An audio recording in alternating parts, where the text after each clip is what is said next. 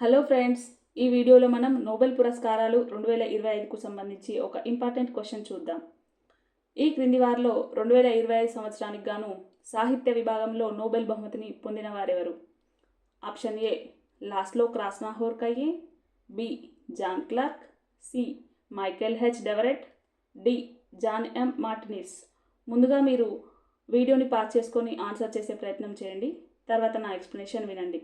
ఇక్కడ correct option చూస్తున్నట్లయితే లాస్లో క్రాస్నాహోర్కయ్యేకి సాహిత్య విభాగంలో నోబెల్ బహుమతి లభించింది. ఇతను హంగేరీ దేశానికి చెందినవాడు.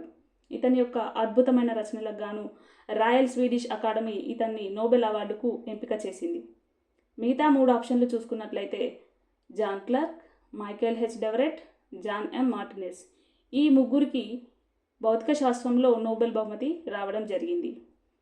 మైక్రోస్కోపిక్ క్వాంటమ్ మెకానికల్ టన్నలింగ్, విద్యుత్ సర్క్యూట్లలో శక్తి పరిమాణీకరణ అనే అంశంపై అద్భుతమైన పరిశోధనలకు గాను వీరికి ఈ బహుమతి లభించింది.